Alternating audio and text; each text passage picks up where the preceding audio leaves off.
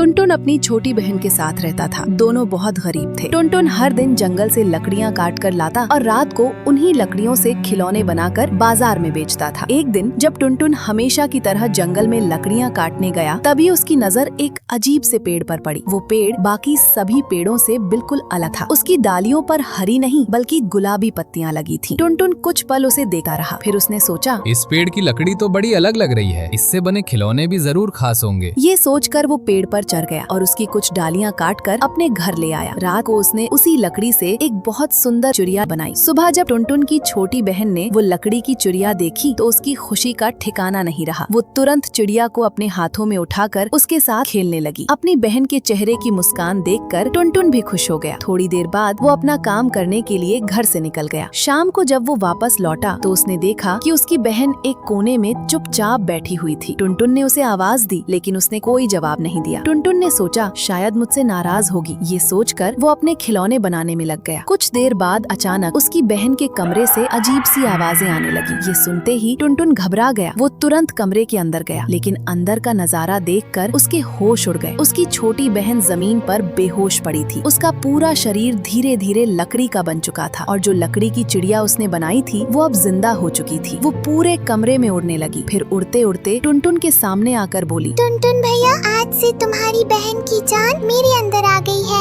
अब मैं ही तुम्हारी बहन हूँ। ये सुनते ही टुनटुन समझ गया कि ये सब उसी रहस्यमयी पेड़ की लकड़ी का श्राप है। उसने बिना एक पल गवाए उस चिड़िया को पकड़ लिया और सीधे आग में फेंक दिया। जैसे ही चिड़िया आग में गिरी, उसके अंदर से एक अजीब सी चीख सुनाई दी। उसी पल उसकी छोटी बहन का लकड़ी बना शरीर धीरे धीरे फिर से इंसान में बदलने लगा। टुनटुन दौड़कर अपनी बहन के पास पहुंचा। जब उसने देखा कि उसकी बहन बिल्कुल ठीक हो गई है तो उसकी जान में जान आ गई। उसने अपनी बहन को कसकर गले लगा लिया और फूट फूट कर रो पड़ा। उस दिन के बाद टुनटुन ने कसम खा ली कि वो दोबारा कभी उस रहस्यमयी जंगल की तरफ नहीं जाएगा। तो दोस्तों, खूबसूरत चीजें हमेशा अच्छी हों, जरूरी नहीं। कभी कभी जो बाहर से सबसे सुंदर दिखती हैं, वही सबसे बड़ा धोखा भी बन जाती हैं।